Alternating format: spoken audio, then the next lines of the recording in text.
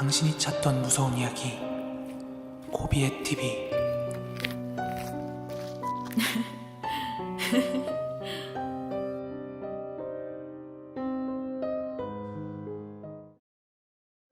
때는 90년대 후반에 있었던 일입니다. 당시 저는 목동에 있는 작은 빌라에 살고 있었고 그땐 제가 중학생이었습니다. 그땐 무더운 여름날이었어요. 당시 제가 하복을 입고 있었으니까요. 중학생이었던 저는 따로 학원을 다니진 않았지만 고려대학교에 다니던 한 오빠에게 일주일에 이틀은 수학과 영어 과외를 받았습니다. 그래서 일주일에 2번씩은 그 오빠네 집으로 가서 공부를 했습니다.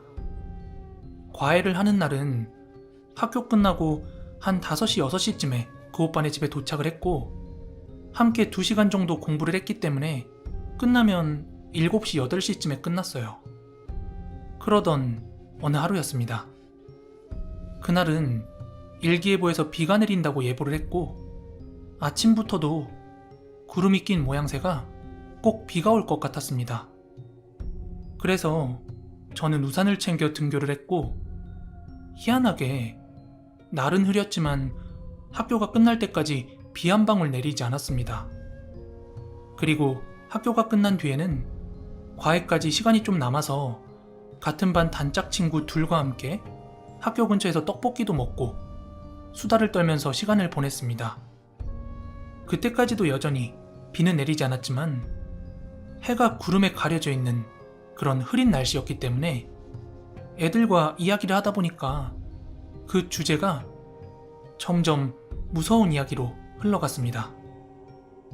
그때 단짝 친구들이 했던 무서운 이야기가 뭐였냐면 나 있지, 전에 옆반 소영이한테 들었는데 걔네 오빠가 밤늦게 공중전화기에서 귀신 봤대. 어떤 여자가 신나게 누군가랑 수다를 떨면서 전화통화를 하고 있는데 자세히 들어보니까 같은 말만 계속 반복하고 있더라는 거야.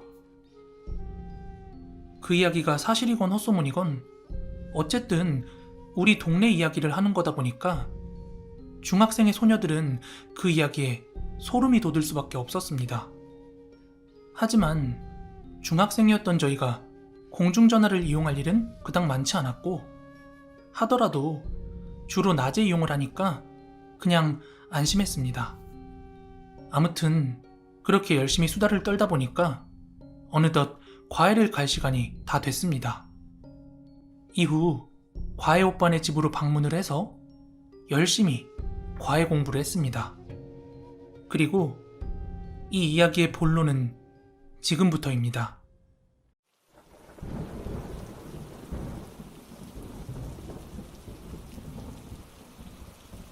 과외 선생님 집에서 저희 집까지는 걸어서 한 15분에서 20분 정도? 그 정도 거리였습니다. 저는 과외가 끝나자마자 그 집에서 나와서 귀에는 워크맨을 끼고 음악을 들으면서 한 5분 정도 걸었는데요. 아마 그때부터였는데 한두 방울 빗방울이 떨어지는데 제가 우산을 피려고 보니까 우산을 선생님 댁에 놔두고 왔더라고요. 그런데 불과 1분도 안 돼서 막 미친 듯이 폭우가 쏟아지는데 저는 딴 건 몰라도 제가 초등학교 졸업 선물로 받은 제 워크맨이 물에 젖을까봐 얼른 비를 피하기 위해서 막 뛰었습니다. 그러다가 딱 제 눈에 보였던 게 뭐였냐면 골목에 있던 공중전화 박스였습니다. 부스가 2개 붙어있는 곳이었는데 오른쪽엔 어떤 여자가 통화 중이라서 저는 왼쪽으로 들어가 비를 피했습니다. 그리고 가지고 있던 잔돈으로 엄마한테 우산을 가지고 나 좀 데리러 와달라 이렇게 전화하려고 했지만 제가 들어왔던 부스는 전화기에 고장 표시가 붙어 있더라고요. 하는 수 없이 옆칸에서 통화가 끝나기만을 기다릴 수밖에 없었습니다. 그때 저는 귀에 워크맨을 꽂고 음악을 듣고 있었는데 이 음악 소리 바깥으로 빗줄기가 공중전화 박스 천장을 막 때리는 소리가 대차게 나더라고요. 그런데 옆 칸의 여자는 비 오는 날 뭐가 그렇게 신났는지 도무지 전화를 끊을 생각을 안 하는 거예요. 심지어 노래가 두 곡이 다 지나갈 때까지 기다렸는데 안 끊고 있더라고요. 저도 집에 빨리 가고 싶은데 막 짜증이 올라오더라고요. 저는 이어폰을 빼고 가방을 제 칸 전화기 위에 올려둔 채 옆 칸으로 갔습니다. 그리고 말했어요. 언니, 저 전화 한 통만 빨리 쓰면 안 될까요? 그런데 그 순간 저는 기겁을 할 수밖에 없었습니다.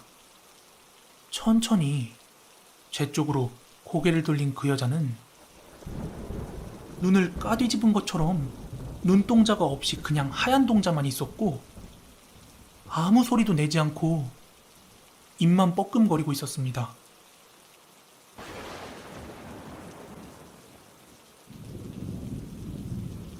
비명조차 안 나올 정도로 잔뜩 놀란 저는 옆 칸에서 가방을 챙겨서 무작정 비를 맞으며 막 도망갔습니다.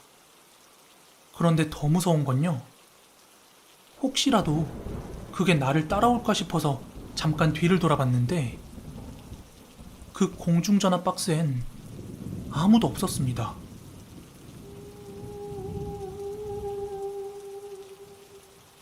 그렇게 도망가던 중에 오후에 친구들한테 들었던 그 이야기도 생각이 나고 제가 본 그것의 모습이 착각이라고 하기엔 너무 선명하고 오랫동안 제 눈에 있었기 때문에 저는 공포에 잔뜩 찔려서 막 펑펑 울면서 집에 갔습니다. 혹시 옆반 소영이네 오빠가 봤다는 그 귀신이 제가 본 것과 같은 귀신이었을까요? 지금은 그 자리에 공중전화 박스가 진작에 없어졌지만 거길 지날 때마다 저는 당시 생각이 나서 오싹오싹 할 때가 있습니다. 기존에 귀신 보는 사람들의 다양한 이야기들이 제보되어 올라와 있는 것들을 보았습니다. 그래서 조금 식상할까 싶어서 제보를 할까 말까 고민을 하다가 완전히 다른 차원의 이야기라 한번 제보해보게 되었습니다. 이건 제 예전 회사 동료의 이야기이고 지금까지 절대 잊을 수 없는 두 가지 이야기를 말해보려고 합니다. 지금은 서로 다른 곳으로 직장을 다니고 있고 그냥 외부에서는 진짜 친한 친구처럼 지내고 있는데요. 이 친구는 소위 귀신을 보는 친구입니다. 처음엔 저도 이 친구의 이상행동에 막 깜짝깜짝 놀라기도 했어요. 가령 예를 들자면 예전 회사에서 가평으로 MT를 갔을 때 야외에서 다 같이 바베큐와 술을 먹고 있었거든요. 근데 아무도 없는 허공으로 고개를 돌리다가 막 혼자 깜짝이야 하면서 놀래고 그래서 직원들이 왜 그래 하고 물어보면 바로 대답 못하고 막 머뭇거리다가 끝내 벌레 때문에 그랬어 막 이러며 둘러대고 그러더라고요. 아무튼 그 친구와는 나중에 가서 사무실 인테리어 공사 후에 책상 위치를 서로 붙어 앉게 되면서부터 급속도로 친해지게 되었죠. 그 친구가 귀신을 본다는 사실을 처음 알게 된 건 술자리였습니다. 이건 절대 다른 직원들한테 말하면 안 돼? 너랑 나 둘의 비밀이다. 본인이 가끔 한 번씩 깜짝깜짝 놀라는 이유가 귀신이 항상 보이는 게 아니라 컨디션에 따라 다르기도 하고 또 전혀 생각지 못한 순간에 보이기도 한다는 겁니다. 그래서 넋놓고 있다가 근처에 귀신이 보이면 막 화들짝 놀라고 한다더라고요. 저는 이런 그 친구가 무섭다기보다는 그저 신기했을 뿐이었습니다. 얘를 알고 지낸 지 벌써 4년이 넘었는데요. 그냥 귀신이 가끔 보인다는 거 말고는 다른 친구들과 다를 게 없는 평범한 친구였어요. 그러던 어느 하루는 점심시간에 회사 근처에 있는 닭갈비집에서 둘이서 점심을 먹고 있었는데요. 그 식당은 벽이 완전히 통유리로 되어 있어서 밖이 훤히 보였는데 저희 회사 옆 건물에서 일하는 사람들도 분주히 들락날락 하더라고요. 말 한마디 안 섞어봤어도 매일 점심시간이면 보이는 얼굴들이다 보니까 저 건물 사람들인 건 다 알거든요. 그런데 저랑 밥을 먹던 그 친구가 그쪽 회사 사람들 무리 중에 딱 한 사람을 지목해 가리키면서 야, 저 남자 뭔가 이상해. 뒤에 어떤 여자가 계속 졸졸 따라다녀.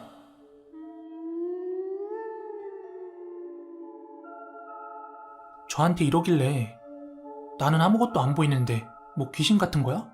하고 물어보니까 그렇다고 하더라고요. 그래서 아, 얘가 또 귀신을 봤나 보구나 하고 그냥 그렇게 넘어갔습니다. 그런데 며칠 뒤 저희 회사 차장님이 외근 나갔다가 사무실 들어오시면서 와, 옆 건물 사무실 지금 난리 난 모양이다? 이러시더라고요. 그러면서 뭐 경찰이 와서 누굴 연행했니 뭐니 하면서 그렇게 호들갑 떨면서 들어오시더라고요. 그리고 점심시간이 지나서야 그 정확한 소문을 듣게 되었는데 옆 건물의 한 남자가 살인사건으로 연행이 되었다고 하더라고요.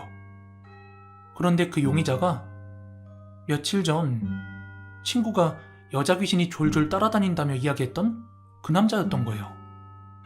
그때부터 전 그 친구가 정말 보통이 아니구나 이렇게 생각을 했죠. 하지만 얘는 자기도 이게 완전히 우연이라고 하더라고요. 이게 항상 보이고 항상 이렇게 되면 자기가 형사하지 뭐하러 직장생활 하겠냐면서요. 그리고 다음 썰은 약간의 추측이 가미된 이야기지만 너무 소름 돋았던 이야기예요. 그때는 저도 걔도 서로 남자친구가 있을 때였습니다.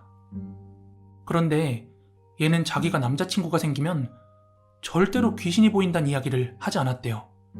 왜냐하면 자기를 이상하게 생각할까봐 항상 숨긴다고 하더라고요. 아무튼 그 해 여름휴가 때는 각자 남자친구와 실컷 휴가를 즐기고 다시 회사로 돌아왔습니다. 다시 출근 모드로 쾌행하니 사무실에 앉아서 후유증에 시달리고 있었는데 그날 점심을 먹으면서 친구가 이야기를 꺼내더라고요. 그게 무슨 이야기였냐면요. 남자친구가 골프를 좋아해서 처음으로 남친 따라서 필드를 나가봤다고 해요. 그때까진 괜찮았는데 밤에 근처 구경을 한다고 차를 끌고 드라이브를 나가는 중에 완전히 식겁했다고 합니다. 지금까지는 귀신이 보이면 하나둘 정도 보이고 말았는데 골프장 주변 찻길부터 주변 숲을 능선까지 뭐 대여섯 이상의 귀신들이 막 정처 없이 어슬렁대는 게 보이더랍니다.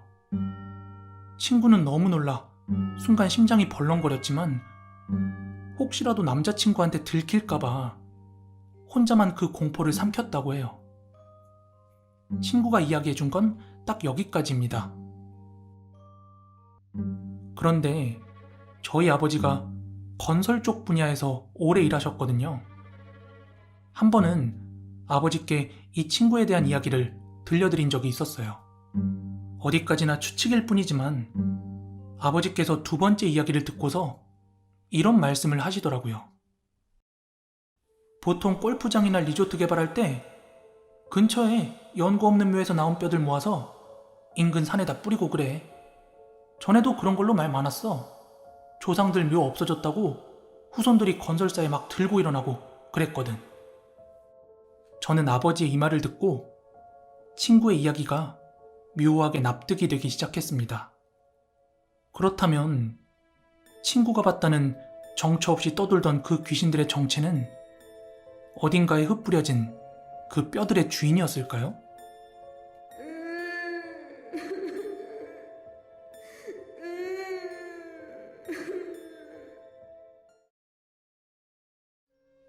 이 이야기는 저희 가족이 살던 한 아파트에 대한 이야기입니다.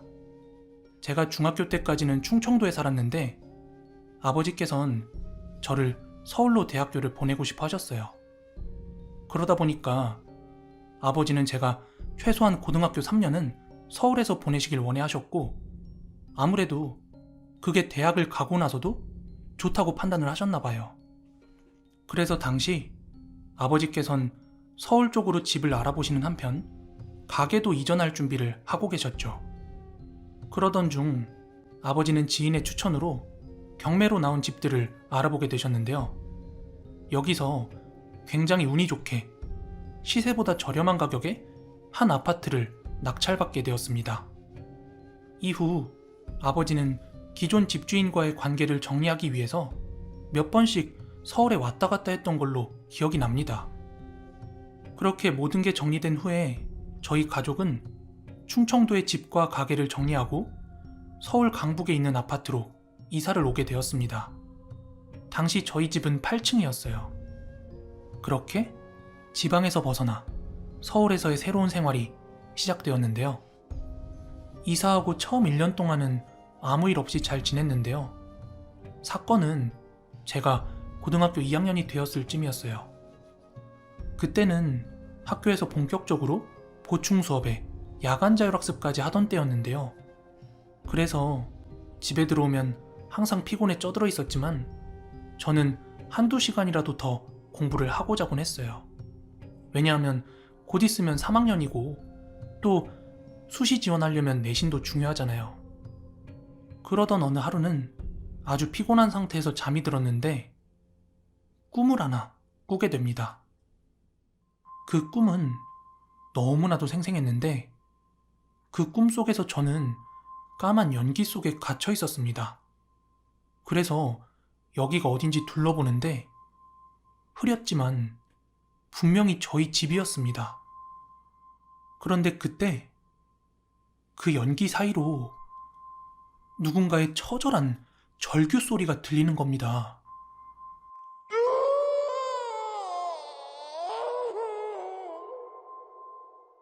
그 순간 너무 놀라서 잠에서 깼는데 어느덧 학교 갈 준비를 해야 될 시간이었어요. 아주 짧은 꿈이었지만 너무 생생해서 잠을 전혀 잔 것 같지가 않았습니다.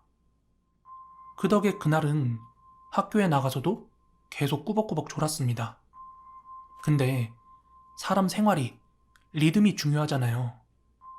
그렇게 한번 패턴이 깨지고 나니까 그날 밤 집에 돌아왔을 땐 어제보다 더 피곤한 거예요.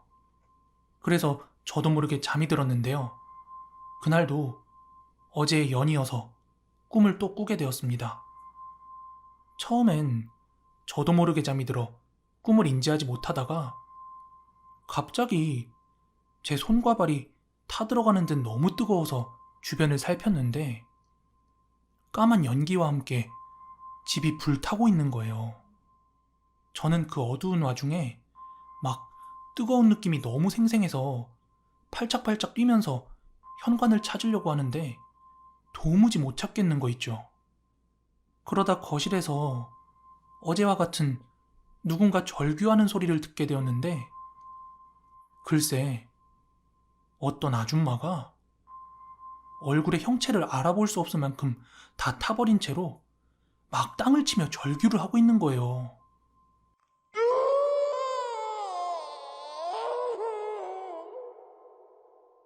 그러다가 문득 잠에서 깼는데 순간 진짜 불이 난 거 아닌가 막 주변을 둘러봤다니까요. 그 정도로 꿈이 엄청 생생했어요. 저는 처음에 이 꿈을 대수롭지 않게 생각했고 그냥 이래서 수험생 하는구나 싶었죠. 단순히 공부에 지쳤기 때문에 악몽을 꾼 줄 알았어요. 하지만 이 꿈은 며칠간이나 계속되었고 그때마다 뭔가 새로운 장면을 보여주면서 어떤 상황을 상기시키려는 것 같았어요. 한 주간 그런 꿈이 계속 반복되다 보니까 저는 완전히 녹초가 되어버렸습니다.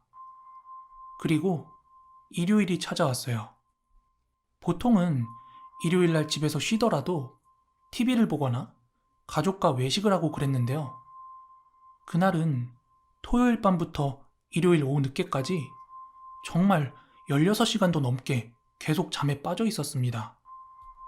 그러다가 진짜 저녁 먹을 시간이 다 되어서야 일어났는데 엄마 아빠는 그런 저를 걱정하며 어디 아프냐고 묻더라고요. 평일엔 제가 아침 일찍 학교에 가고 또 늦게 들어오다 보니까 부모님과 충분히 대화할 시간이 많이 없었는데요. 그날은 제가 부모님께 요즘에 계속되는 집에 불이 나던 꿈에 대해서 이야기를 해드렸어요. 그랬더니 아버지 표정이 되게 심각해지는 거예요. 그러곤 저한테 정말이야? 언제부터 그랬어? 이렇게 몇 가지를 묻더니 이후에는 별말이 없으셨는데 아버지가 그렇게 놀란 표정은 진짜 처음 봤습니다. 그리고 그 다음 주가 되었는데요. 아마 목요일쯤으로 기억을 합니다. 그때도 여전히 꿈을 꿨는데 이젠 그게 꿈을 넘어서 신체적인 증상으로 나타나더라고요. 그날도 여지없이 꿈을 꾸고 학교에 갔는데 알 수 없는 두통과 구토가 동반되어서 진짜 그날은 도저히 버티지 못하고 조퇴를 한 뒤에 집으로 다시 향했습니다. 그렇게 현관 비밀번호를 치고 집에 들어갔는데 이 시간에 부모님의 신발이 있네요. 그런데 거실에 있던 부모님이 저를 보시더니 화들짝 놀라시더라고요. 게다가 옆에는 웬 낯선 아주머니가 계셨습니다. 알고 봤더니 그 아줌마는 무당이었습니다. 지금부터 이 자초지종에 대해서 설명을 드릴게요. 결론부터 말하자면 이 집은 불이 나서 사람이 죽었던 집이에요. 잠깐 시간을 돌려 아버지가 이 집을 낙찰받은 시점으로 되돌아가면 집주인이 아버지로 바뀌었기 때문에 기존에 살고 있는 사람은 이 집을 빼줘야 하잖아요? 그런데 이미 빚 갚을 돈도 없어서 이 집이 경매로 넘어간 거라 그 사람은 최대한 안 나가고 버티려고 했던 거예요. 하지만 아버지는 법적인 절차에 따라서 그 주인을 내보내려고 했고 결국 그 주인이 나가게 되었는데 이사 가는 날 아버지한테 이런 악담을 퍼붓더랍니다. 이 집이 불나서 사람 죽었던 집인 거 알기나 해? 돈 들여서 다 수리하고 고쳐놨더만 나 이렇게 쫓아내고 어디 한번 잘 사나 봅시다. 하지만 아버지는 그 말을 크게 담아두진 않았어요. 그냥 그 사람이 나가는 김에 객기 부린 거라고 생각을 한 거죠. 그런데 제가 말한 꿈 이야기들을 듣고 나서 문득 그 말이 떠올랐던 거죠. 그리고 나서 야, 이거 그냥 넘어갈 게 아니구나 싶었던 겁니다. 그래서 수험생인 제가 신경 쓰지 않도록 제가 학교 간 사이에 무당을 알아보고 집에 데려오신 건데요. 그날 하필 제가 조퇴하고 집에 돌아오는 바람에 그걸 다 들키게 되신 거예요. 아무튼 그 무당이 저희 집에 있는 귀신의 원한이 워낙 강하다면서 이거 그냥 불난 게 아니라 방화 같은데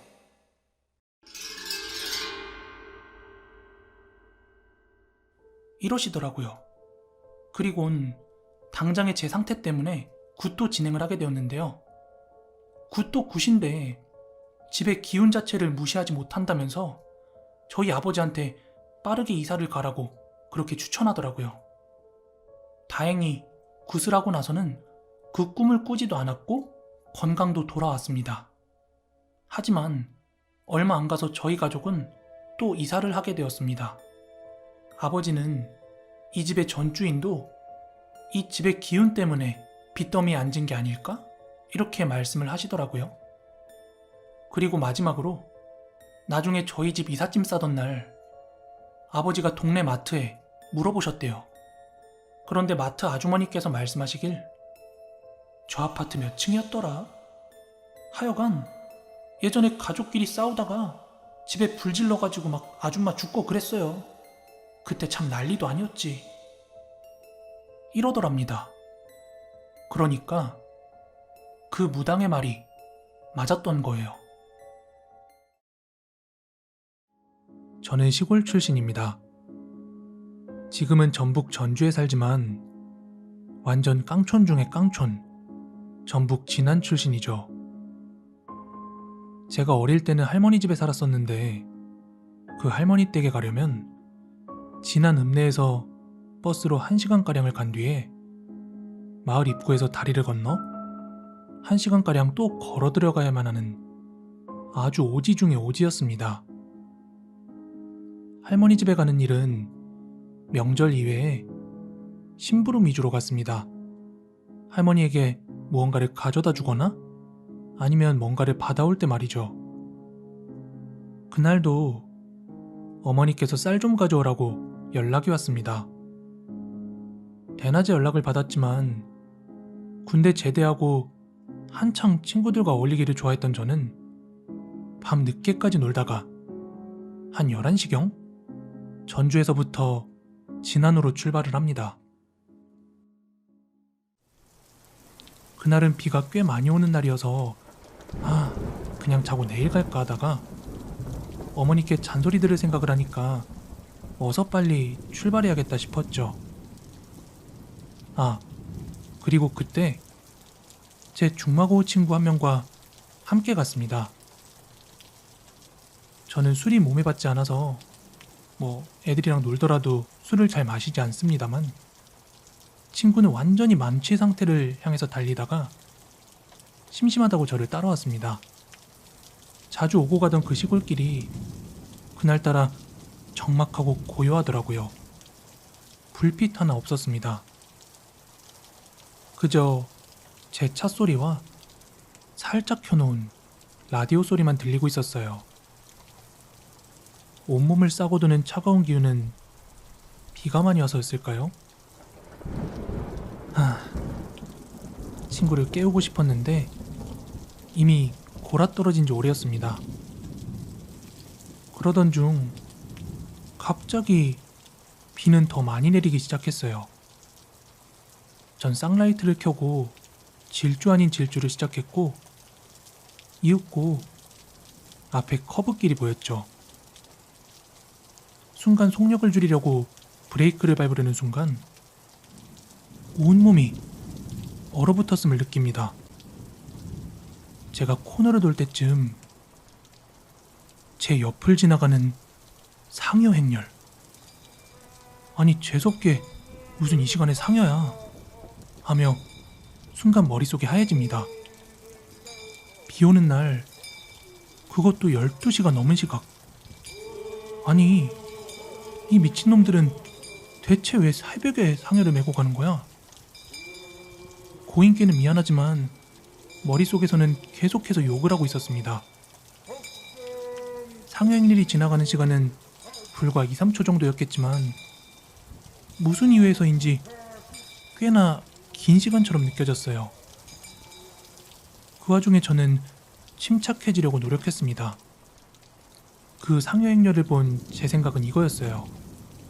아마 어린애가 죽었거나 낮에 발인을 못할 만큼 좀 쪽팔린 죽음, 아니면 자살?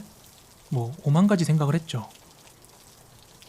그리고 그 순간 뭔가 이끌리듯이 저도 모르게 룸미러를 보게 됩니다. 그런데 웬 어린 여자애 하나가 피식피식 웃으면서 다리를 꼬고 팔짱을 끼곤 저를 째려보는 게 아니겠습니까? 그때부터 할머니 집에 도착할 때까지 괜히 옆에서 자고 있던 친구를 폭행 수준으로 막 괴롭히기 시작했습니다. 왜 때리고 지랄이야. 자는데. 운전이나 해. 술에 걸쭉하게 취해 있던 친구는 영문도 모르고 저에게 맞고 있었죠. 그런데 바로 그 순간 친구가 갑자기 호흡이 가빠지더니 캑캑거리면서 창문에 머리를 막 찍고 있는 거예요. 아니 무서워서 깨우려고 그랬는데 이 미친놈까지 왜 그러는 거야. 진짜 돌아버릴 것 같았습니다. 창문에 머리를 찌우며 막 캑캑대더니 갑자기 몸을 앞으로 숙이며 대시보드에 머리를 박더니 아악 하고 비명을 지르며 깨어났습니다. 이 친구는 어릴 때부터 좀 신기한 일들이 많이 일어나는 친구였고 약간의 신기마저 있는 게 아닐까 싶을 정도로 예지몽도 잘 꾸었고요. 또 가위도 잘 눌리는 아이였습니다. 그런데 그 술에 만취했던 친구는 갑자기 또렷해진 정신으로 야, 뒤에 태운 그 썩을 년 어디 갔어? 어디 갔냐니까? 저희는 완전히 벙찐 채 일단 마을 입구까지 가선 버스 정거장에 차를 대놓고 차근차근 대화를 시작했습니다. 그때 친구의 말은 이랬습니다. 술에 취해 자고 있는데 꿈에서 어떤 여자애가 손을 흔들며 차를 세워달랬다는 겁니다. 그래서 창문을 열고 어디 가시는데요? 하고 물었더니 저희 할머니네 마을인 항동마을이요 이러더랍니다. 그래서 차 뒤에 태워서 가고 있는데 갑자기 그 여자애가 뒤에서 자기 목을 막 조르고 귀를 물어뜯더랍니다. 그 순간 제가 때려서 잠에서 일어난 거고요. 저희는 둘 다 재수없는 일을 겪었다며 욕을 하면서 그날 하룻밤은 할머니 댁에서 자고 가기로 했습니다. 그리고 다음날 아점을 먹으며 할머니와 대화를 나눴는데요. 할매, 이 윗마을에 혹시 사람 죽었어? 그래요. 3일 전에 그 현정이 자살했잖아. 그 순간 머리가 하얘지고 다리가 풀리며 온몸에 털이 쭈뼛쭈뼛 서더라고요. 기억났어요. 그 여자애. 제 차 뒷좌석에 있던 그 여자예요. 현정이었습니다. 현정이가 왜 자살을 해? 뭔 일인데? 진호 있잖아. 그 나쁜 놈의 새끼가 현정이를 건드렸어. 현정이가 마음고생하다가 학교도 못 가고 집에 있다가 그 윗마을 가는 길 느티나무 거기서 목매달았어. 윗마을엔 200년도 넘어 보이는 아주 큰 느티나무가 있습니다. 나무가 워낙 커서 그 동네 주변 무당들은 죄다 이곳으로 모여들지요. 게다가 자살도 많은 나무입니다. 그리고 그날 마을을 빠져나오면서 상복 입은 현정이네 앞을 지나갑니다. 좋지 못한 상이라 그런지 손님도 거의 없어 보입니다. 현정아, 잘 가라. 하늘나라에선 편하게 잘 살아. 마음속으로 이렇게 이야기를 해주고 나니까 몸이 조금은 편안해졌습니다. 그 후로 술자리에서 저와 제 친구는 이 일을 두고두고 이야기하곤 합니다. 처음 겪은 일이고 앞으로도 이런 일이 일어날지는 의문입니다. 아참, 현정이를 건드렸다는 그 진호란 놈, 제가 3년 뒤에 전북대 앞에서 우연히 보게 되었습니다. 꽤나 큰 포장마차인데 거기서 아르바이트를 하고 있더라고요. 그래서 저 개자식이 저기 있네? 하며 보고 있는데 저도 모르게 숨이 탁 하고 막혔습니다. 그놈의 귀가 한 4분의 1쯤 뜯겨 있는 게 보였습니다. 조금 자세히 봤는데 진짜예요. 귀가 뜯겨 있더라고요. 뒤에서 목을 조르고 귀를 물어뜯었다는 제 친구의 말. 그 순간 애인과 애인 친구들을 데리고 다른 술집으로 갔습니다. 그날의 기억이 떠올랐기 때문이죠. 머릿속에 수많은 퍼즐들이 맞춰지는 순간이었습니다. 그 진호란 놈에게 당하면서 어떻게든 반항하려고 귀를 물어뜯고 그놈의 목도 졸라보고 그랬겠죠. 지금은 용담댐으로 수몰이 되어서 그 시골집에는 가지 못합니다. 그 옆에 도로를 지날 때면 지금도 음악을 아주 크게 틀어놓고 달립니다. 이 이야기는 서울 변두리에 있는 작은 상가 건물 1층에서 최근에 있었던 일입니다. 대로변이 코앞이라 몫이 워낙 좋은 이 상가는 모르는 사람이 보면 누구라도 장사가 잘 될 것 같다는 그런 말을 한 번씩 던지곤 해요. 하지만 이곳은 제가 기억하는 한 그곳에서 처음 장사를 했던 그 가게를 빼곤 대부분 들어오면 1년을 채 못 넘기고 망했고, 심지어 실컷 공사를 하고 6개월도 못 버티고 나간 그런 가게도 있었어요. 그 자리에서 가장 마지막에 장사를 했던 가게가 샤브샤브 집이었고요. 그런데 그 샤브샤브 집도 얼마 못 가 문을 닫았습니다. 그리하여 그 자리는 되게 오랫동안 임대 문의 요 표시가 붙어있던 그런 자리였습니다. 그러다 보니 어른들 사이에서는 그곳이 귀신 들린 자리라더라, 또는 터가 안 좋다 하는 그런 소문이 맴돌았죠.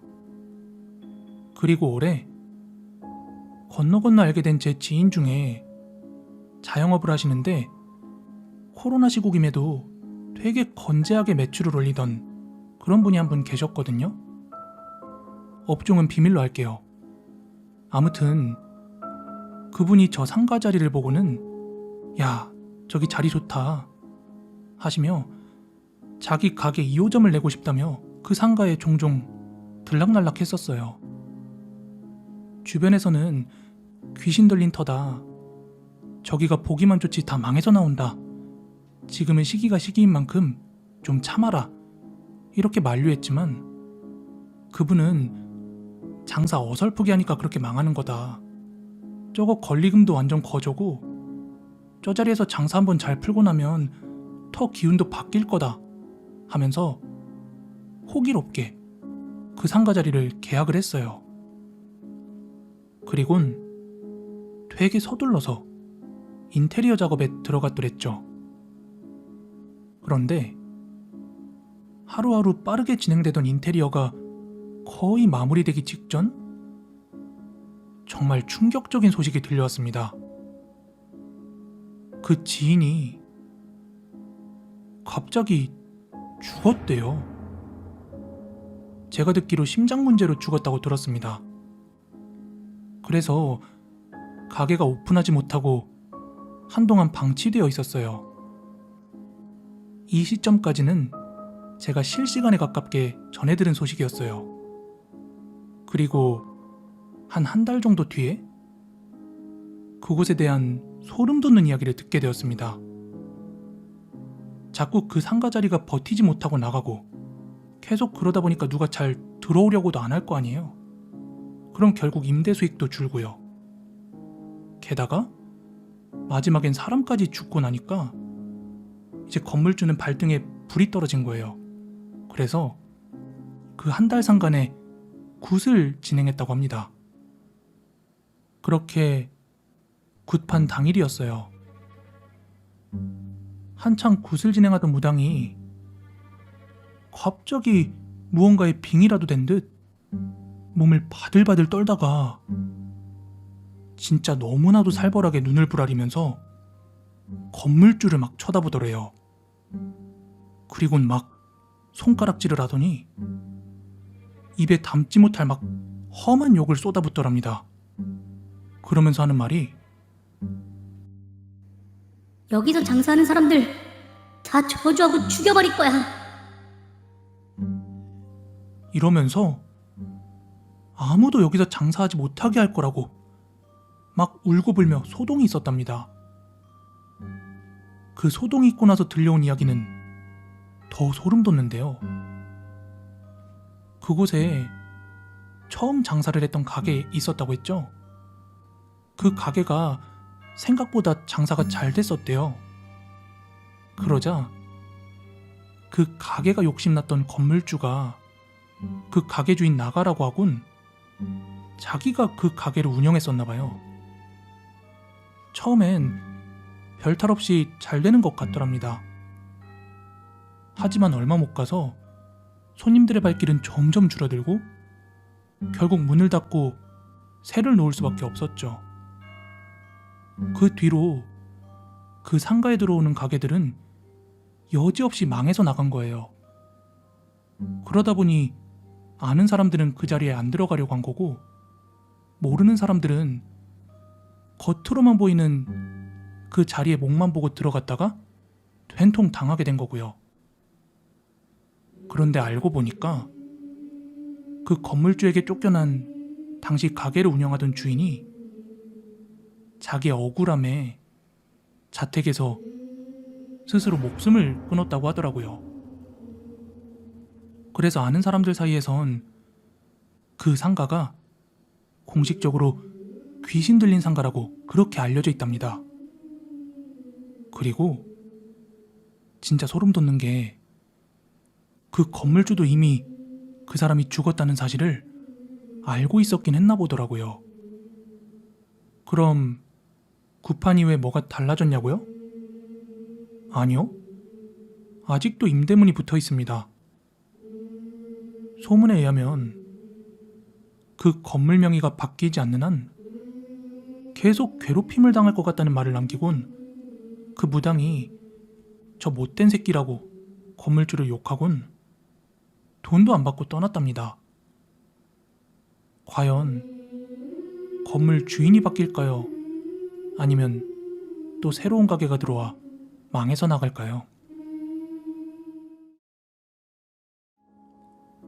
시골 마을 같은 데를 다니다 보면 큼지막한 보호수 같은 나무들을 많이 볼 수 있죠. 그런 나무들을 신성하게 여기는 곳도 있고, 또 어떤 나무들은 흉흉한 소문들이 생기기도 하죠. 이건 저희 할머니께서 처녀 시절에 그 합천 시골 마을에 살 때 직접 보고 들었던 한 나무에 대한 이야기입니다. 그 옛날 할머니께선 집에서 남동생을 돌보면서 부모님의 일손을 도와 농사일도 하고 또 집안 잡일들을 다 도맡아서 하셨다고 합니다. 그러던 어느 하루는 어머니와 나무를 채취한다고 마을 인근에 있는 산을 올랐다고 해요. 그리고 그곳에서 아주 끔찍한 장면을 마주하고 맙니다. 산 중턱에 성인이 팔을 펼쳐서 한 두세 번은 감아야 두를 수 있을 만큼 아주 큰 나무 한 그루가 있었대요. 그런데 바로 그 나무에 동네 아낙네 하나가 옷가지 같은 것을 밧줄 삼아서 목을 메고 대롱대롱 매달려 있는 모습을 보게 된 것입니다. 깜짝 놀란 할머니와 어머니는 그대로 마을로 달려가서 동네 사람들한테 그 사실을 알렸다고 해요. 그리곤 마을 장정들과 함께 다시 그 장소로 향했는데 도로 산을 내려갈 수밖에 없었답니다. 왜냐하면 그 시신이 너무 높게 매달려 있어서 차마 끌어내릴 수가 없었거든요. 결국 사다리를 가지고 다시 올라가서는 매듭을 잘라냈습니다. 차갑게 굳어버린 그 시신은 철푸덕하고 바닥으로 떨어졌고요. 근데 그 시신이 떨어지는 장면을 적나라하게 목격한 게 너무 충격이었는지 할머니는 그대로 혼절했다고 합니다. 아마 그곳에 갔던 젊은 남자 중 하나가 할머니를 업어다가 집에 옮겨놓은 것 같다고 하더라고요. 그리고 그날 늦은 새벽, 정신이 깬 할머니가 부모님 두 분이 잠자리에 누워서 이야기하는 것을 엿듣게 되었답니다. 분명히 귀신한테 홀린 거거나 그 나무가 귀신이 들린 게 틀림없다니까는. 그러게요. 힘도 없는 옆은 내가 어떻게 그 높은 곳까지 올라가 목을 매겠어요. 아휴, 계속 생각나서 끔찍해요. 당분간은 절대 그쪽으로 가지마, 응? 그리고 다음날 마을은 그 일 때문에 여전히 떠들썩했는데 소문을 듣자 하니 재수가 없다며 그 여자가 목매달았던 그 나무까지도 썰어다가 태웠다고 하더라고요. 그 시기가 한창 봄나물이 많이 나는 봄철에 있었던 일이었죠. 이후 시간이 흐르면서 그 사건의 충격은 점차 희미해져 갔고 어느덧 추운 겨울이 찾아왔습니다. 그해 겨울은 눈도 참 많이 내렸다고 하더군요. 그러던 어느 하루는 아버지가 저기 옆집 최 씨가 사라졌대. 나 한번 같이 찾아보고 올게. 이러시면서 그 추운 겨울날 사라진 최 씨 아저씨를 찾으러 밖으로 나가셨습니다. 나중에 들어보니까 그 최 씨 아저씨는 술 좀 사온다면서 유유히 집 밖으로 나가서는 들어오지 않고 그대로 사라졌다는 거죠.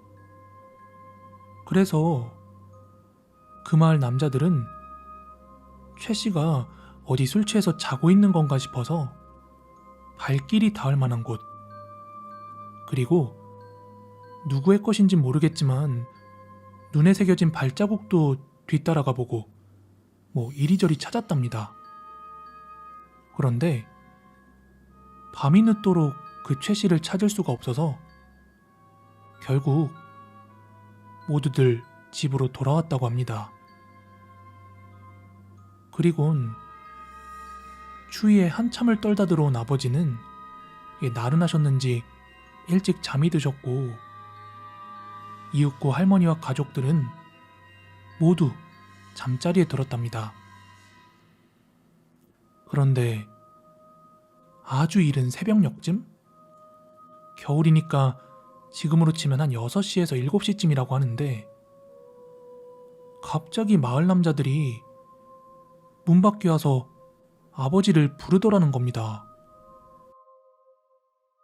저기 김씨, 좀 나와봐요. 이 시간부터 무슨 일들이오? 아니 그게 최 씨를 찾긴 찾았는데 죽었어. 이게 무슨 일인가 들어보니 최 씨 아저씨가 그렇게 무작정 사라질 사람이 아닌데 아내는 너무 걱정이 된 겁니다.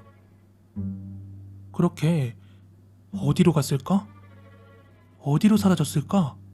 막 이런 고민을 하다가 무언가 이끌리듯이 가보게 된 곳이 그 산중턱에 있다는 나무였죠. 그런데 그곳엔 저번보다 훨씬 더 충격적인 장면이 펼쳐졌대요. 그해 봄에 찬란했던 그 나뭇가지보다 훨씬 더 높은 나뭇가지에 최 씨 아저씨가 대롱대롱 매달려 있었답니다. 그런데 미스테리한 점은 그 안에는 무언가 이끌리듯이 그 나무를 향하긴 했지만 그쪽으로 향하는 동안 눈 밟은 자국이 하나도 없어서 막상 없겠지, 없을 거야 하며 그곳으로 향했었다고 하네요. 게다가 그 높은 나무까지에 매달려 있는데 그거 사람이 이렇게 올라갈 수 있는 나무의 구조가 아니었고 그 밑에 사다리 같은 것도 없었다고 합니다.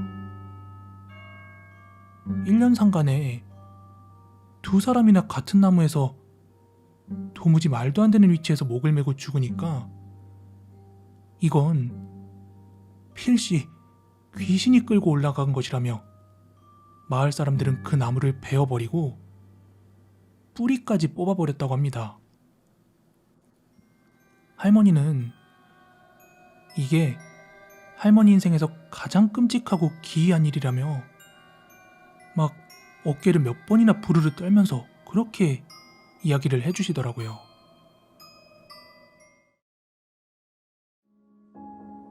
이 이야기는 저희 어머니로부터 전해들은 이야기입니다. 1990년대 후반, 제가 초등학교 저학년이던 시절, 당시 저는 교복을 입고 등교하는 사립초등학교에 다니고 있었어요. 그래서 대체로 주변에 부족함 없이 사는 아이들이 되게 많았던 것 같습니다. 어머니들끼리의 유대관계도 참 좋았고요. 그래서 엄마 따라 같은 반 친구네 집도 종종 놀러가고 그분들이 저희 집에 커피 한잔하러 와서 수다를 떨고 가는 날도 많이 있었어요. 그리고 여기서부터가 저희 어머니한테 전해들은 이야기입니다. 한 번은 저랑 같은 반 친구의 어머니 2명과 함께 신년을 맞아서 점을 보러 간 적이 있었다고 합니다. 당시 아줌마들 사이에서는 신점 잘 본다고 유명한 아주 소문자자한 점집이 있었다고 하는데요. 엄마는 그냥 재미삼아서 따라갔다고 합니다. 그날 엄마는 처음으로 점집이란 곳을 가보게 된 거예요. 그렇게 대문을 지나 점사 보는 방으로 들어갔는데 거기에 앉아있던 점쟁이가 딱 처음으로 꺼낸 말이 야, 우르르 많이도 왔네? 이러며 다소 차갑게 이야기하더래요. 딱 3명이서 방문한 거였거든요. 하지만 막상 점을 보는데 생각보다 그 점쟁이가 말도 재밌게 하고 어? 정말 그런가? 막 이러면서 빠져들게끔 이야기를 해서 되게 신기했대요. 이래서 점집 오나보다 하며 보기보다 분위기도 나쁘지 않았답니다. 그런데 분위기가 차갑게 싹 바뀐 건 아주 일순간이었답니다. 자리에 함께 있던 아줌마들 중 동섭이라고 하는 친구의 어머니가 있었어요. 그런데 유독 그 아줌마에겐 점쟁이의 눈빛이 차갑고 말투도 달랐답니다. 그러면서 관상을 살피듯 유심히 그 아줌마를 뚫어지게 훑어보더니 이내 꺼낸 첫마디가 그 목걸이랑 팔찌들 다 어디서 났어? 하고 묻더랍니다. 이에 아줌마는 네? 백화점에서 돈 주고 샀죠. 뭐 이런 식으로 대답을 했대요.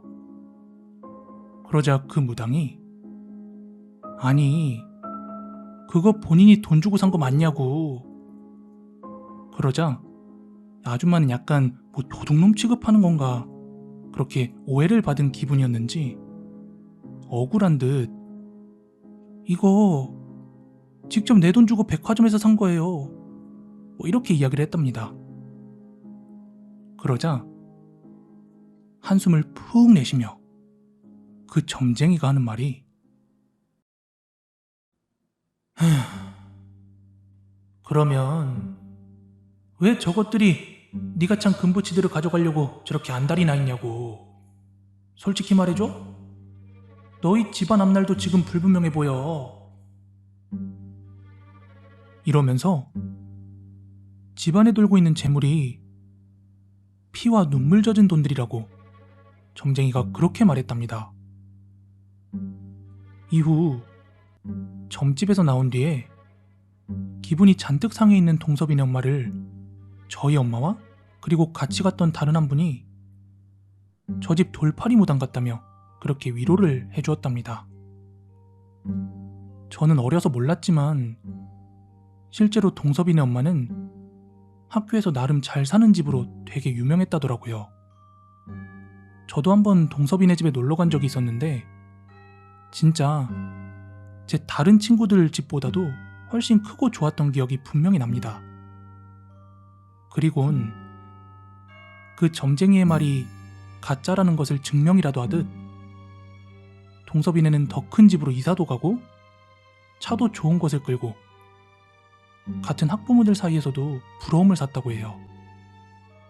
그리고 제가 초등학교 4학년쯤 됐을 무렵 그 여름방학 기간 이후 개학을 해서 학교에 갔는데 전학을 간 건지 다른 반이었던 동섭이는 복도에서도 운동장에서도 보이지가 않더라고요. 같은 반 친구들한테 물어보니까 그냥 전학을 갔다고만 이야기했고 엄마한테 물어봐도 그냥 전학을 갔다고만 이야기해주더라고요. 그런데 지금부터가 진짜입니다. 어느 날부턴가 교실에서 애들끼리 쑥덕쑥덕대며 이야기가 하나 돌았는데 다름 아니라 그 말은 전학 간 동섭이네 아빠가 사기꾼이라는 이야기였고 동섭이네 엄마가 죽어서 전학을 갔다는 거예요. 애들은 부모들끼리 이야기한 거 다 듣고서 자기들끼리 막 떠들어대고 그러잖아요. 아무튼 그 이야기를 들은 저는 엄마한테 가서 물어봤죠. 엄마, 동섭이네 엄마 죽었어? 걔네 아빠 사기꾼이야? 하고요. 그랬더니 엄마는 어디 가서 그런 이야기 들었냐며 몰라도 된다며 함구했어요. 하여 제가 중학교에 올라가고 나서 엄마한테 자세히 듣게 된 건데 동섭이네 아빠는 겉으로는 잘 나가는 사업가처럼 보였지만 남을 전문적으로 등쳐먹는 사기꾼이었답니다. 근데 동섭이네 엄마도 그걸 알고 있었고 크게 한탕 해먹고 해외로 나가려고 했는지 사립학교 학부모들과 유대관계를 맺고 남편 사업 이야기도 하면서 막 투자를 권유하기도 했대요. 저희 어머니야 처세술이 좋아서 그냥 투자 권유는 거절했다고 하는데 문제는 그 이전부터 여러 피해자들이 많이 있었고 게다가 막판엔 학부모들 중에서도 그 투자금 못 돌려받은 사람들이 있었나 봐요. 근데 자업자득이라고 동섭이가 사라지기 전 그해 여름방학 때 한 사기 피해자로부터 동섭이네 엄마가 보복 살해를 당했다고 합니다. 이후 동섭이와 아버지는 잠적을 한 건지 찾을 수가 없었고요. 그럼 그 점쟁이가 한 말들 소름 돋게도 다 맞았던 거잖아요. 솔직히 말해줘? 너희 집안 앞날도 지금 불분명해 보여. 하지만 저희 어머니는 이렇게 말씀하셨습니다. 예, 점쟁이가 그런 거 맞춘 것도 다 맞춘 거지만 엄마는 동섭이 엄마가 억울해하던 그 표정이 지나고 생각하니 얼마나 소름 돋는 줄 아니? 다 알고 있었으면서. 여러 사람에게 이야기해보았지만 아무도 믿어주지 않았던 오래된 이야기입니다. 88년생인 제가 초등학교 6학년 때 겪었던 이야기예요. 초등학교 아주 저학년 때는 제가 수련회 같은 걸 갔었는지 기억이 가물가물합니다. 그치만 초등학교 4, 5학년 때는 정말 시설도 좋고 밥도 잘 나오고 재미있는 프로그램들도 많아서 되게 기억에 많이 남습니다.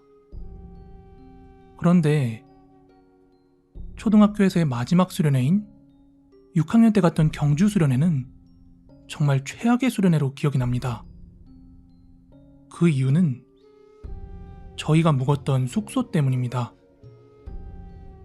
서울에서 경주까지 거의 4-5시간을 고속버스를 타고 목적지에 도착을 했는데 아직도 기억이 선명한 게 어느 허름한 건물의 지하주차장에서 인원 파악을 하더라고요. 그 페인트 다 벗겨진 초록색 바닥에 그런 주차장 있잖아요. 저는 설마 그곳이 숙소 건물일 거라고는 생각지도 못했습니다.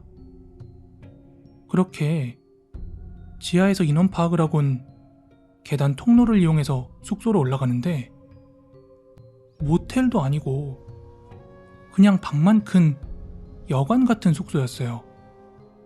지금도 이해가 안 갑니다. 왜 초등학생들에게 그런 숙소를 잡아줬는지요. 한 방당 대략 7, 8명의 아이들이 배정이 되었고요. 그 방 창문엔 실외기 일체형 에어컨이 달려 있었는데 바로 창밖으로는 엄청난 양의 비둘기 똥과 깃털들이 휘날리고 있었고 그 방 벽지도 되게 누랬습니다. 그리고 그 방에 있는 장롱은 양문형으로 꽤 컸는데 저희 말고도 다른 학교에서도 여러 번 왔다 갔는지 그 장롱 안에는 아이들의 낙서가 빼곡하게 가득했죠. 게다가 거기엔 교관도 없었습니다. 경주에서의 수련회 활동은 지금 생각하면 뻔하디 뻔한 불국사와 첨성대 등 역사유적 뺑뺑이 돌기였습니다. 무슨 밥을 먹었는지 기억도 안 나는 거 보면 아마 밥도 형편없었었겠죠. 그 전년도에 갔던 미리네 수련원은 진짜 모든 게 좋았던 기억밖에 없었는데요. 아무튼 그 숙소에 대한 기억이 공포로 얼룩지게 된 건 바로 그날 밤 일이었습니다. 선생님들의 취침 지도 후에 각 방은 소등이 되었고 아이들만 방에 남았습니다. 저는 쾌적하지 못한 환경에 잠에 들지 못하고 어둠 속에서 눈만 멀뚱멀뚱 뜨고 있었는데요. 다른 아이들은 지쳤는지 하나둘 새근새근 숨소리를 내며 잠들기 시작했고요. 저는 꽤 늦은 시간까지 잠에 들지 못하고 있었는데 그때 갑자기 숙소문이 열리는데 창밖에서 들어오는 약한 빛과 어둠 속에 적응된 제 눈은 그게 단번에 담임 선생님인 걸 알아차렸죠. 그 어둠 속에서 선생님은 하나, 둘, 셋 하며 속삭이듯이 인원 파악을 시작하시더라고요. 그렇게 아이들의 숫자를 다 세시더니 갑자기 장롱 쪽으로 몸을 돌리곤 터덜터덜 걸어가선 그 장롱문을 열고는 9, 10, 11, 12, 13, 14, 15 이불을 다 꺼내서 아무것도 없는 장롱 안에다가 이어서 숫자를 세고 있는 거예요. 상황 파악이 안 된 저는 선생님께 선생님, 뭐 하세요? 하고 물었어요. 그랬더니 선생님이 천천히 제 쪽으로 몸을 트시더니 제 주변으로 막 손가락질을 하면서 하나, 둘, 셋, 넷, 다섯, 여섯, 일곱 하며 제 주변에 무언가 있기라도 한 듯 숫자를 세는데 전 그 순간 기절하고 말았습니다. 왜냐하면 그 이후로 전혀 기억이 없거든요. 그리고 다음날 해가 떠서 어젯밤보단 무서움은 덜했지만 담임 선생님을 마주하는 순간 덜컥 겁이 났어요. 선생님이 귀신을 보나? 하는 생각이에요. 그런데 막상 야외 활동을 할 때가 되니까 다시 재미있는 저희 담임 선생님이시길래 조금은 경계가 풀렸던 제가 선생님께 선생님, 어젯밤에 저희 숙소에서 뭐 하신 거예요? 하고 물었어요. 그러자 선생님이 어? 나 어제 너네 숙소 들어간 적 없는데? 이러는 거예요. 그래서 어제 새벽에 우리 방에 들어와서 애들 인원 파악하고 가시지 않았느냐? 이렇게 물었더니 선생님께서 하시는 말이 만약에 인원 파악하러 들어갔어도 그 밤에 남자애들 방은 남자 선생님이 들어갔을 거다. 나는 들어갈 수가 없다. 이러는 겁니다. 그런데 어제 제가 들은 목소리는 분명 여자. 그것도 담임 선생님 목소리였거든요. 정말 너무 무서웠습니다. 그래서 저는 제가 겪었던 이 사실을 그날 제 옆자리에서 잤던 가장 친한 친구에게 이야기했어요. 여기 숙소에 귀신이 있는 것 같다고요. 그러자 친구는 귀신 아니라고, 너가 착각한 거라며, 그게 만약에 진짜 귀신 같으면 오늘 밤 같이 자지 말고 기다려보자, 이러는 거예요. 그렇게 2박 3일 중 마지막 날 밤이 찾아왔어요. 늦은 밤까지 그 친구와 자지 않고 기다리고 있었는데 귀신도 선생님도 뭐 코빼기도 보이지 않는 거예요. 친구는 야, 나오긴 뭐가 나와, 이러면서 이제 졸립다고 함께 자자고 했죠. 그리곤 친구와 함께 잠이 들었습니다. 그러다가 제가 얼마나 잤는진 모르겠는데 아직 해도 안 뜬 새벽 시간에 정신은 돌아온 채로 눈을 감은 상태에서 뒤척이고 있었는데 뭔가 낯선 시선 같은 게 느껴져서 몸을 똑바로 뉘고 눈을 떴는데 아직 주변이 적응이 안 돼서 잘 보이진 않는데 검은색 무언가가 방 한가운데 우두커니 서 있는 거예요. 놀란 저는 몰래 이불 속에서 손을 꼼지락거리며 자고 있는 친구의 옆구리를 막 쿡쿡 찔렀어요. 그러자 그것이 갑자기 도망치듯이 장롱문을 열고서는 쓱 들어가더니 쾅 하는 소리와 함께 그 장롱문이 닫히는 거예요. 근데 그 장롱 닫히는 소리가 좀 컸는지 제 옆에 있던 친구를 비롯해 한 2-3명 정도의 아이들이 무슨 소리야? 하며 일어났어요. 저는 놀란 마음에 얘들아, 지금 저 장롱 안에 누가 들어갔어 하고 놀란 듯이 이야기했어요.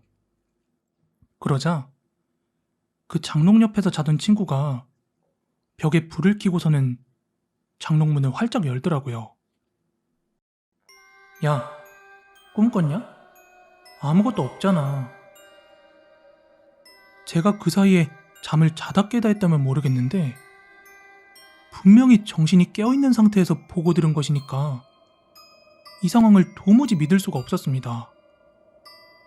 그 뒤로 살면서 많은 사람들에게 이 이야기를 했지만도 그저 지어낸 인터넷 소설처럼 느끼고 말더라고요.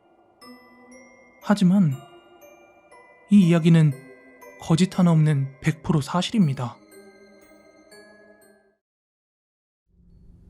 이건 제 전 남자친구와 겪었던 일입니다.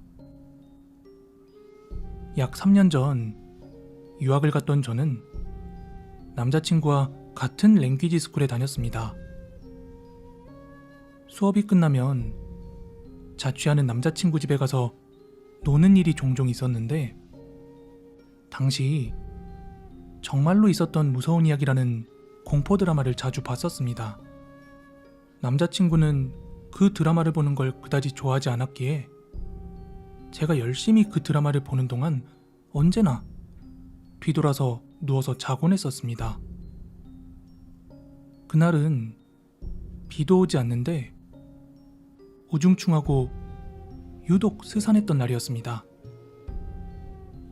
평소처럼 남자친구 집에 오자마자 노트북을 켜고 그 드라마를 보는데 그날따라 남자친구가 잠이 안 온다고 해서 저는 억지로 남자친구를 붙잡고 함께 드라마를 보게 했습니다.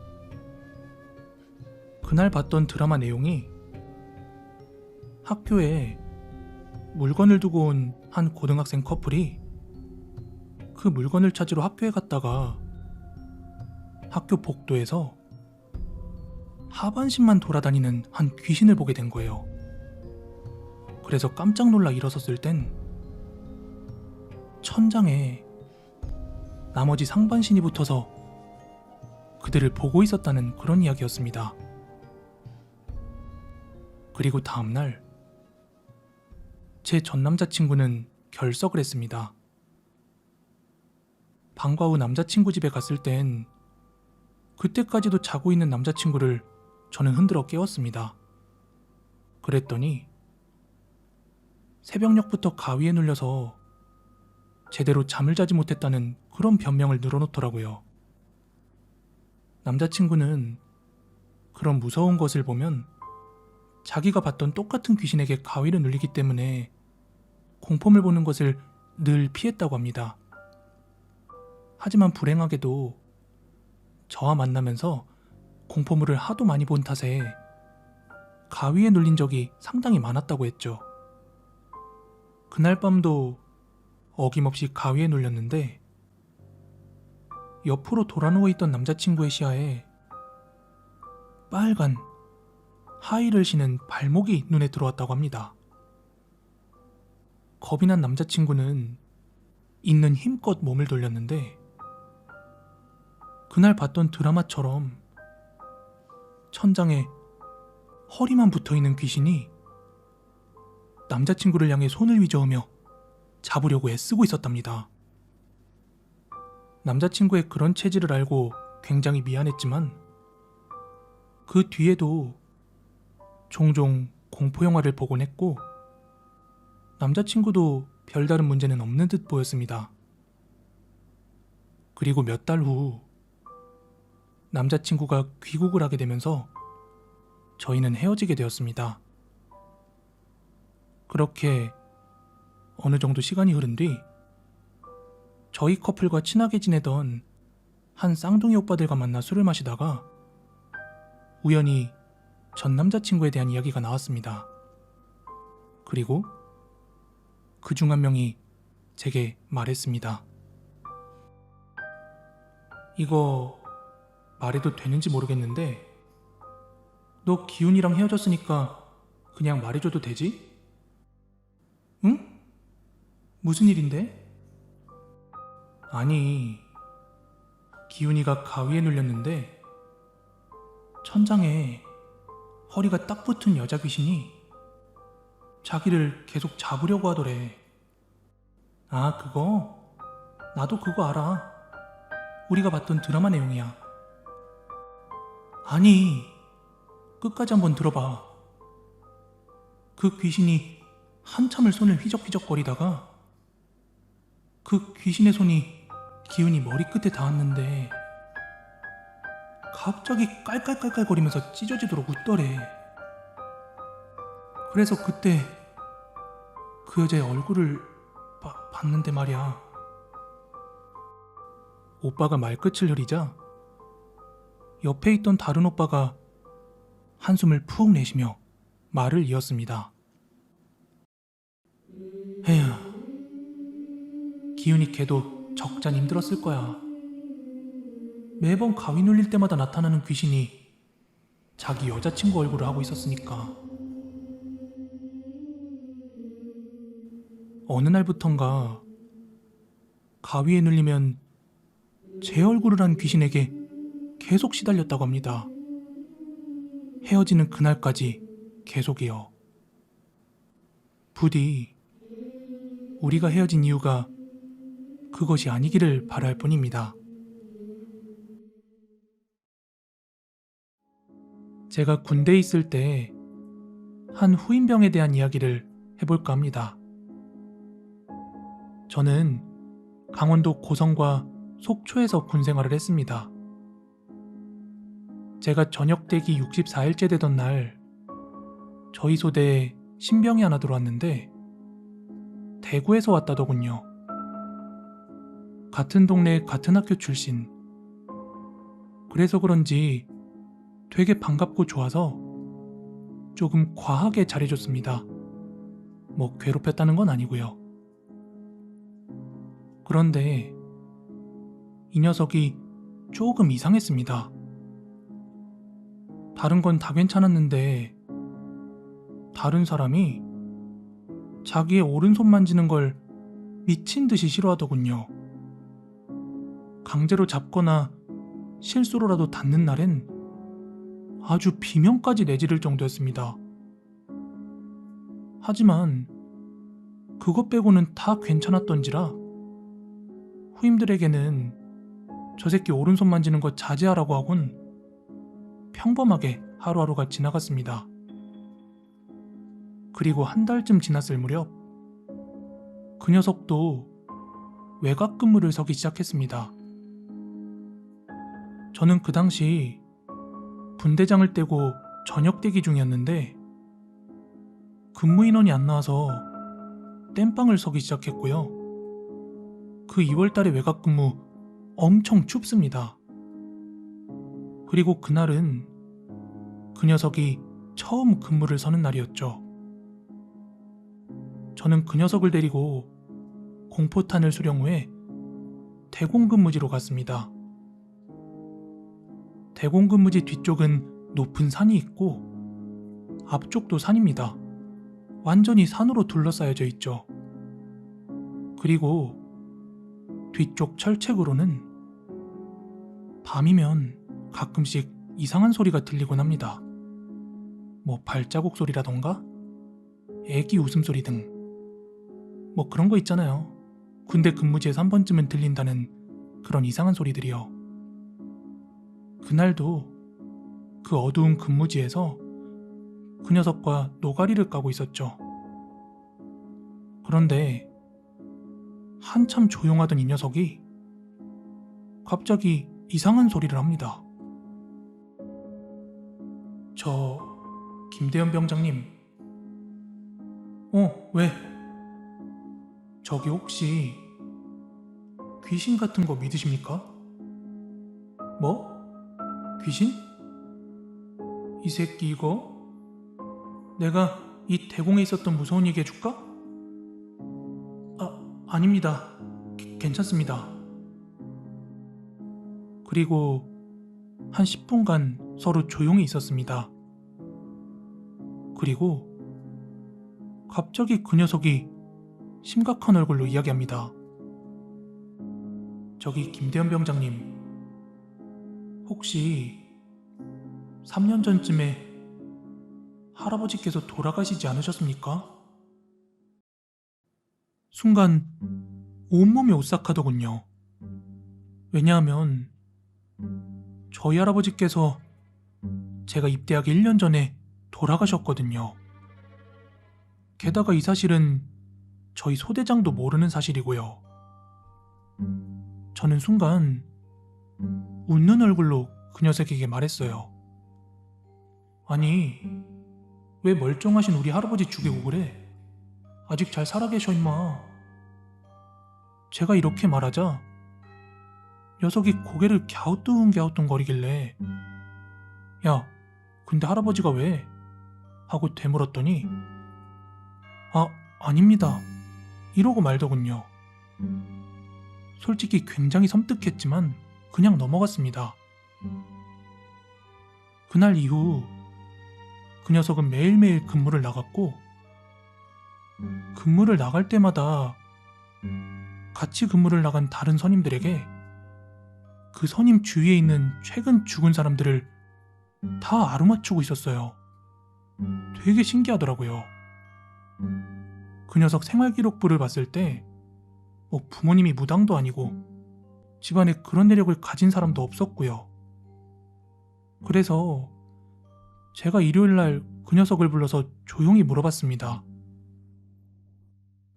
야, 너 듣자 하니까 귀신 본다고 하던데 맞냐? 네? 그게 무슨... 괜찮아 임마. 한번 이야기해봐.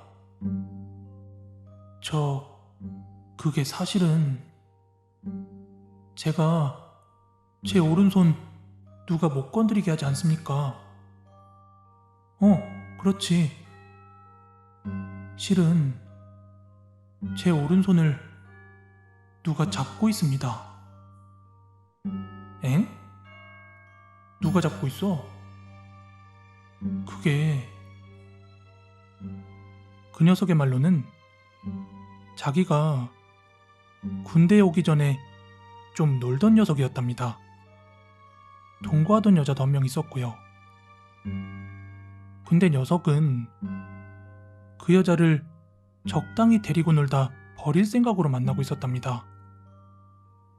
그래서 다른 새로운 여자가 생기면서 아주 매몰차게 차버렸다더군요.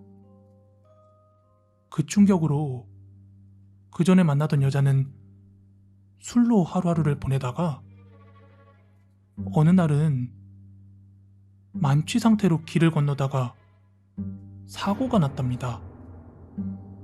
게다가 그 자리에서 즉사를 했대요. 그런데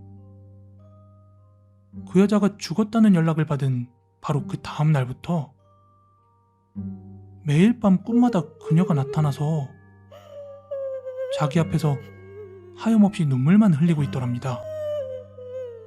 그래서 꿈에서 그녀에게 울지마, 내가 잘못했어.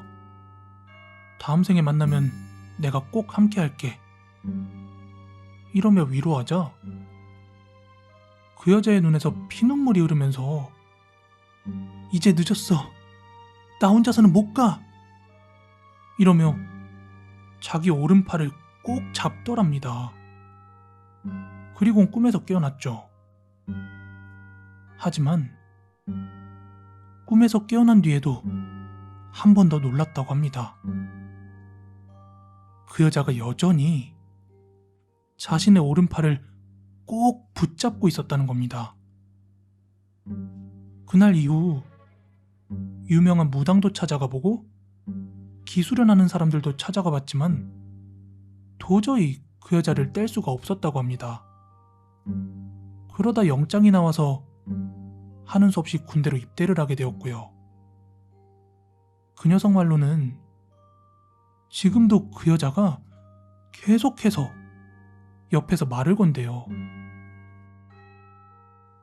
오늘은 누구에 대해 이야기해줄까? 저 사람 있지. 할아버지 3년 전에 죽었다? 자꾸 옆에서 군대 사람들의 죽은 지인들 이야기를 한다는 겁니다. 그리고 자기가 오른손을 다른 사람에게 건네려고만 하면 그 여자가 비명을 지르면서 저 자식 손잡으면 다 죽여버릴 거야. 이러며 집착한다더군요. 그래서 다른 사람이 자신의 오른손을 못 잡게 했던 거랍니다. 너무 소름 돋더군요. 아무튼 저는 3월 초에 무사히 전역을 했습니다. 그치만 전역을 하면서도 그 녀석이 못내 신경 쓰이더군요. 그래서 후임 분대장에게 그 녀석에 대한 모든 이야기를 해주곤 잘 지켜보라고 그렇게 신신당부를 하고 나서 전역했습니다. 그리고 대학 생활을 하던 중에 그 녀석 소식도 궁금하고 애들은 어떻게 지내나 전화를 한번 해봤습니다. 근데 전화기 너머로 들려온 소식은 실로 충격적이었습니다. 그 녀석, 제가 전역하고 한 달쯤 지났을 때 밤에 몰래 혼자 일어나 화장실에서 커터칼로 자기 오른손목을 썰어버렸다 하더군요. 다행히 불침번이 빨리 발견해서 병원으로 후송되어 목숨은 건졌답니다. 그것 때문에 한 달간 상급부대에서 조사 들어오고 난리도 아니었다고 합니다. 그리고 그 녀석은 정신 이상으로 의가사 판정이 날지도 모른다는 그런 이야기도 들었습니다. 그때 문득 저에게 모든 걸 털어놓고는 마지막에 했던 그 녀석의 말이 생각이 나더군요. 그런데 전 괜찮아요. 저 때문에 이렇게 된 거니까 갈 땐 같이 가줘야 되지 않겠어요? 오늘 준비한 무서운 이야기는 여기까지고요. 가시기 전에 좋아요, 구독하기 꼭 좀 한 번씩 부탁드릴게요. 저는 내일 더 무서운 이야기로 찾아오도록 하겠습니다. 감사합니다.